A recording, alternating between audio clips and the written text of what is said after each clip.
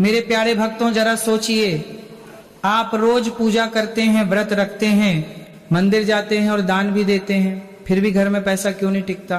क्यों बीमारी और क्लेश आपके परिवार का पीछा नहीं छोड़ते?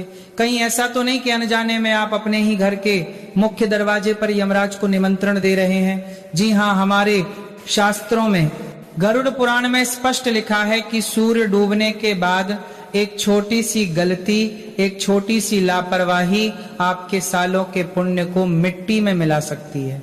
बहुत से परिवार आज गरीब हैं, दुखी हैं, सिर्फ इसलिए क्योंकि वे शाम के समय तुलसी के पौधे के पास वह एक काम करना भूल जाते हैं जो उनके घर की रक्षा करता है। ये कोई साधारण बात नहीं है, ये जीवन और मृत्यु के बीच का धागा है। इसलिए भक्तों, आज मैं आपको वह गुप्त रहस्य बताने जा रहा हूं जो संतों ने, ऋषियों ने हजारों सालों तक अपने शिष्यों को बताया है। यह वीडियो आपके जीवन का सबसे महत्वपूर्ण वीडियो हो सकता है। इसे अधूरा छोड़ने की गलती मत करना, क्योंकि अधूरा ज्ञान विष के समान होता है।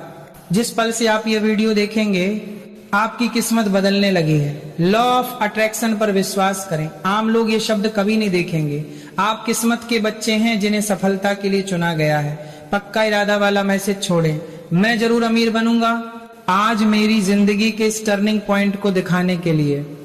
अगर आप सच में देवी लक्ष्मी का आशीर्वाद पाना चाहते हैं तो प्लीज इस जानकारी को कम मत समझिए, क्योंकि सही समय पर किया गया एक छोटा सा बदलाव भी आपकी किस्मत में एक बड़ा मोड़ ला सकता है। आने वाली जरूरी और गुप्त जानकारियां मिस न हो, इसके लिए चैनल को सब्सक्राइब करें। आज हम जानेंगे तुलसी के पास दीपक जलाने का वा। भक्तों, सबसे पहले हमें समय के महत्व को समझना होगा। हमारे शास्त्रों में 24 घंटों को अलग अलग भागों में बांटा गया है, लेकिन इनमें सबसे ज्यादा संवेदनशील, सबसे ज्यादा भारी और शक्तिशाली समय होता है गोधूल बेला। क्या आप जानते हैं गोधूल बेला क्या है? पुराने समय में जब गायें जंगल से चरकर वापस अपने घर लौटती थीं, तो उनके पैरों से उड़ने वाली धूल से आकाश भर जाता था और सूरज की आखिरी किरणें उस धूल में मिल जाती थी। यह वह समय होता है जब दिन और रात का मिलन होता है। यह संधि काल है। हमारे ऋषि मुनि कहते हैं कि यही वह समय है जब देवी शक्तियां और आसुरी शक्तियां दोनों ही वातावरण में सबसे अधिक सक्रिय होती हैं।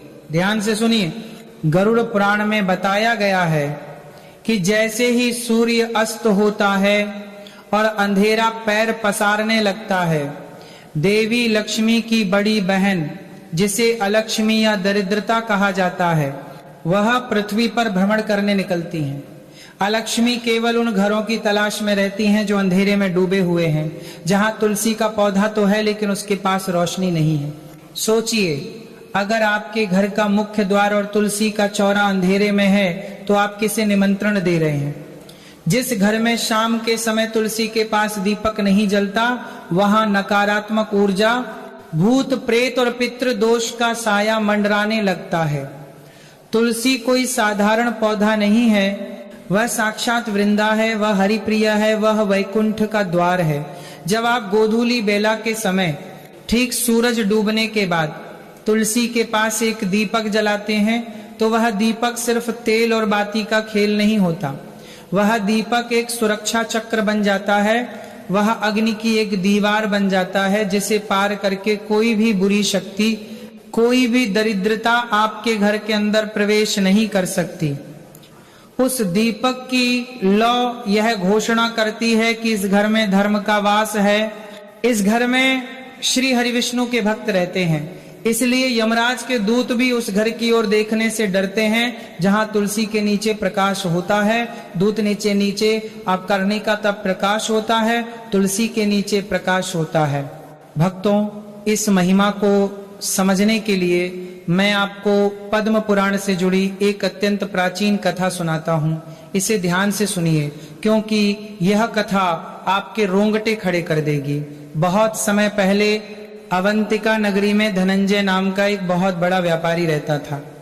उसके पास धन की कोई कमी नहीं थी, सोने चांदी के ढेर थे, लेकिन उसके मन में धर्म के लिए कोई जगह नहीं थी। वह नास्तिक था। उसने अपने जीवन में कभी मंदिर की सीढ़ी नहीं चढ़ी और न ही कभी तुलसी के पास एक भी दीपक जलाया। उसे लगता था कि उसका पैसा ही उसका भगवान है। उसी के पड़ोस में एक टूटी फूटी झोपड़ी में सुनंदा नाम की एक बूढ़ी विधवा रहती थी। सुनंदा के पास खाने को दाना नहीं था, पहनने को अच्छे कपड़े नहीं थे, लेकिन उसके पास एक अनमोल धन था। वह थी उसकी तुलसी भक्ति। चाहे आंधी आए, चाहे तूफान आए, सुनंदा हर शाम गोधूली बेला में अपनी झोपड़ी के बाहर तुलसी के पौधे के पास मिट्टी का एक छोटा सा दीपक जरूर जलाती थी। वह कहती थी, हे माँ तुलसी, मेरे पास तुझे देने को घी नहीं है, लेकिन मेरे आंसुओं और मेरी श्रद्धा को स्वीकार कर। समय का चक्र घूमा और एक दिन धनंजय की मृत्यु हो गई। चूंकि उसने जीवन भर केवल पाप और कंजूसी की थी, उसकी आत्मा को शांति नहीं मिली। वह प्रेत योनि में चला गया। वह एक भयानक प्यासा और भूखा प्रेत बन गया जो अंधेरे में भटकता रहता था।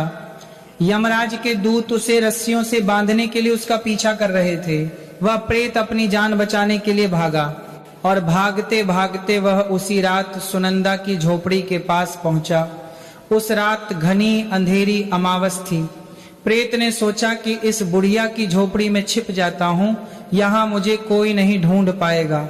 लेकिन भक्तों, जैसे ही वह प्रेत दरवाजे की ओर बढ़ा, वह चीख पड़ा। उसे ऐसा लगा जैसे सामने आग का कोई विशाल पहाड़ खड़ा हो। वह झोपड़ी के अंदर कदम नहीं रख पाया। जानते हैं क्यों?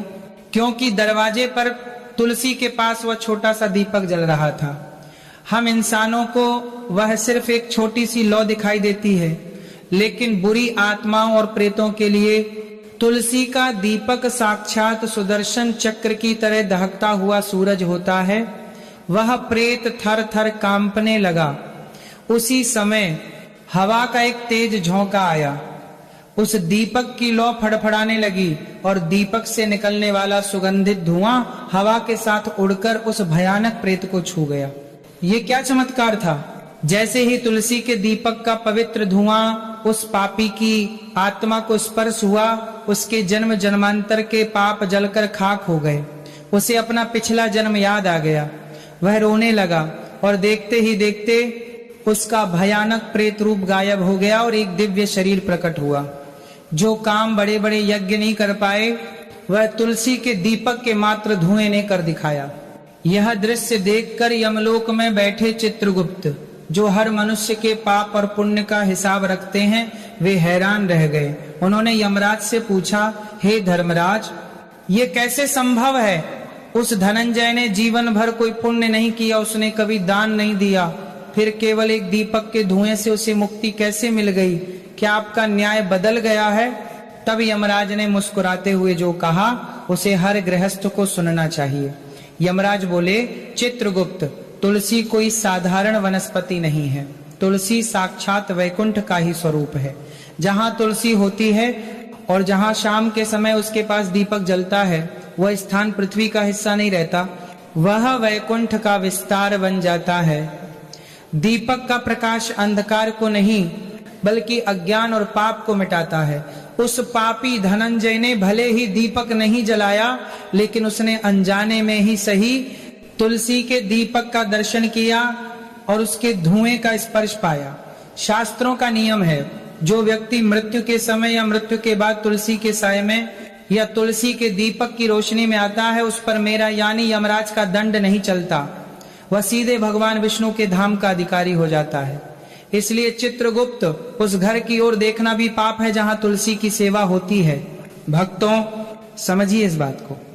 अगर एक पापी प्रेत को दीपक का धुआं मोक्ष दे सकता है, तो सोचिए अगर आप अपने जीते जी अपने हाथों से रोज शाम को नियम से तुलसी माँ के पास दीपक जलाएंगे, तो यमराज आपके पास आने की हिम्मत कैसे करेंगे?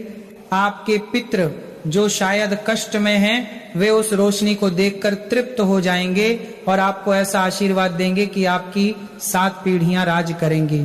भक्तों, अब बहुत ध्यान से सुनिए। कथा सुनकर मन में भाव तो जाग गया, लेकिन अगर विधि गलत हुई तो फल नहीं मिलेगा। कई माताएं बहनें शिकायत करती हैं कि महाराज जी, हम तो रोज दिया जलाते हैं, फिर भी घर में बरकत नहीं है। कारण आपकी भक्ति में कमी नहीं, आपकी विधि में गलती है। शास्त्रों में स्पष्ट लिखा है कि गलत तरीके से जलाया गया दीपक घर का विनाश भी कर सकता है। आज मैं आपको वे 3 गलतियां बता रहा हूं जो अनजाने में 90% लोग कर रहे हैं। पहली गलती, समय का अपमान। अक्सर देखा गया है कि लोग रात को 8 या 9 बजे जब पूरा अंधेरा हो जाता है और खाना खाने का समय होता है तब जाकर तुलसी के पास दिया जलाते हैं। ये व्यर्थ है, यह केवल तेल की बर्बादी है। तुलसी के पास दीपक जलाने का सही समय गोधूली बेला है, यानी सूर्यास्त के ठीक 15 मिनट पहले से लेकर 15 मिनट बाद तक, जब आकाश में हल्का लालिमा हो और तारे दिखने शुरू ही हुए हों। अगर आप घोर अंधेरे में दिया जलाते हैं तो वह यमदूतों के लिए नहीं बल्कि केवल कीड़े मकोड़ों के लिए होता है। लक्ष्मी उसी घर में प्रवेश करती हैं जहां शाम होते ही अंधेरा होने से पहले रोशनी हो जाती है। दूसरी ओर सबसे खतरनाक गलती, दीपक को भूमि पर रखना। यह गलती लगभग हर घर में होती है। हम जल्दी जल्दी में दीपक को सीधा जमीन पर या मिट्टी पर रख देते हैं। यह पृथ्वी माता का और अग्निदेव का अपमान है। शास्त्र कहता है दीपक को आसन दें, कभी भी दिया सीधा जमीन पर न रखें, उसके नीचे थोड़े से अक्षत चावल रखें या उसे किसी प्लेट में रखें या तुलसी के गमले के किनारे पर, लेकिन सीधा जमीन पर नहीं। और ध्यान रहे दीपक की लौ की दिशा, दीपक की लौ कभी भी दक्षिण दिशा साउथ डायरेक्शन की तरफ नहीं होनी चाहिए। दक्षिण दिशा यमराज की है, मृत्यु की है। तुलसी के पास दीपक की लौ हमेशा उत्तर दिशा नॉर्थ या पूर्व दिशा ईस्ट की ओर रखें। उत्तर दिशा कुबेर और लक्ष्मी की है, पूर्व दिशा स्वास्थ्य की है। दक्षिण की तरफ लौ केवल श्राद्ध पक्ष में या किसी की मृत्यु पर ही की जाती है। जीवित लोगों के घर में यह दोष पैदा करता है। तीसरी गलती, अपवित्र अवस्था और खुले केश। मेरी माताओं और बहनों, ये बात विशेष रूप से आपके लिए है। अक्सर शाम को काम करते हुए बाल खुले छोड़कर आप दिया जलाने चली जाती हैं। शास्त्रों में खुले बाल शोक और अशुभता का प्रतीक माने गए हैं। खुले बालों के साथ जब आप पवित्र अग्नि प्रज्वलित करती हैं तो आप अनजाने में देवी लक्ष्मी को आमंत्रित करती हैं। दिया जलाते समय अपने सिर पर पल्लू रखें या बालों को बांध लें। और एक बात, रविवार के दिन तुलसी के पास दीपक जरूर जलाएं, लेकिन रविवार को तुलसी को छूना वर्जित है। रविवार को तुलसी माता भगवान विष्णु के लिए व्रत रखती हैं। उन्हें स्पर्श करने से उनका व्रत टूट जाता है और घर में पाप लगता है। इसलिए रविवार को दूर से दीपक दिखाएं, स्पर्श न करें। भक्तों, अगर अनजाने में आपसे भी अब तक ये गलतियां हुई हैं तो घबराएं नहीं। भगवान भाव के भूखे हैं। आज ही इस वीडियो को लाइक करके अपना प्रायश्चित करें और कसम खाएं कि अब से आप सही विधि अपनाएंगे। नीचे कमेंट बॉक्स में जय मां तुलसी लिखकर अपनी हाजिरी लगाएं ताकि माता रानी आपकी भूल क्षमा कर दें। और ऐसे ही धर्म के गुप्त रहस्य जानने के लिए अभी चैनल को सब्सक्राइब कर लें। भक्तों, अब अपने हृदय और मन को एकाग्र कर लें। मैं आपको वह परम पवित्र विधि बताने जा रहा हूं जिसे अगर आपने आज शाम से शुरू कर दिया तो विश्वास मानिए आपके घर का वास्तु दोष, पितृ दोष और आर्थिक संकट कपूर की तरह जलकर हवा में विलीन हो जाएगा। विधि का पालन करना उतना ही जरूरी है जितना दवा का सही समय पर खाना। अगर विधि सही है तो फल निश्चित है। सबसे पहले तैयारी की बात करते हैं। गोधूली बेला का समय, यानी जब दिन और रात मिल रहे हों, उस समय आप हाथ पैर धोकर स्वच्छ वस्त्र धारण करें। अगर स्नान कर सकें तो सर्वोत्तम है, लेकिन अगर संभव न हो तो कम से कम 5 अंगों को जल से पवित्र करें। दोनों हाथ, दोनों पैर और अपना मुख। पवित्रता ही ईश्वर को आकर्षित करती है। अब बात करते हैं दीपक की। शास्त्रों में मिट्टी के दीपक को सबसे श्रेष्ठ माना गया है। मिट्टी में 5 तत्वों का वास होता है और जब हम मिट्टी का दीपक जलाते हैं तो हम मंगल ग्रह को भी मजबूत करते हैं। अगर मिट्टी का दीपक ना हो तो पीतल का दीपक लें, लेकिन भूलकर भी स्टील या लोहे के दीपक का प्रयोग तुलसी के पास ना करें, यह अशुभ माना जाता है। दीपक में क्या डालना है, ये सबसे महत्वपूर्ण है। यदि आपकी सामर्थ्य है तो गाय के शुद्ध देसी घी का प्रयोग करें। गाय के घी का दीपक जलाने से घर में साक्षात लक्ष्मी और नारायण का वास होता है। इससे देवगुरु बृहस्पति मजबूत होते हैं जो धन और ज्ञान के कारक हैं। लेकिन अगर आर्थिक स्थिति कमजोर है तो चिंता न करें, आप तिल के तेल का दीपक जलाएं। तिल का तेल भगवान विष्णु को अत्यंत प्रिय है और यह शनि की 7.5 और ढैया के दुष्प्रभावों को काटता है। बस ध्यान रहे, तेल या घी साफ होना चाहिए, जूठा या पहले से इस्तेमाल किया हुआ नहीं होना चाहिए। दीपक में रुई की बाती कैसी हो? तुलसी माता के लिए हमेशा गोल बाती या फूल बाती का प्रयोग करें। लंबी बाती का प्रयोग पितरों और देवी पूजन के लिए होता है, लेकिन विष्णु प्रिया तुलसी के लिए गोल बाती जो ऊपर की ओर मुख करती है वही श्रेष्ठ है। ये आपकी आत्मा की उन्नति और स्थिरता का प्रतीक है। अब दीपक को स्थापित करें। जैसा मैंने पहले कहा, इसे सीधा जमीन पर न रखें। दीपक के नीचे थोड़े से पीले चावल यानी अक्षत या फिर कुछ ताजे फूलों का आसान दें। अक्षत का अर्थ है जिसका कभी क्षय न हो, यानी आपकी संपत्ति कभी खत्म न हो। दीपक का मुख उत्तर या पूर्व दिशा की ओर रखें।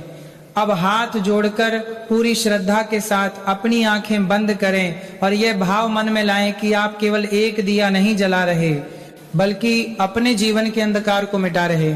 दीपक प्रज्वलित करते समय इस महाशक्तिशाली मंत्र का उच्चारण करें। यह मंत्र आपके घर के चारों ओर एक सुरक्षा कवच बना देगा। देश के गरिपास भी की करची की तरफ से चारों ओर करते समय शुभम करोति कल्याणम आरोग्यम धन संपदा शत्रु बुद्धि विनाशाय दीप ज्योति नमोस्तुते। इस मंत्र का अर्थ है कि हे दीपक की ज्योति, आप मेरा शुभ करें, मेरा कल्याण करें, मुझे निरोगी काया और धन संपदा प्रदान करें, मेरे शत्रुओं की बुद्धि का विनाश करें और मेरे मन से बैर भाव मिटाएं। यदि आपको यह मंत्र कठिन लगे तो आप केवल नमो भगवते वासुदेवाय का निरंतर जाप करें। दीपक जलाने के बाद वहीं खड़े होकर तुलसी माता की 3 बार परिक्रमा करें।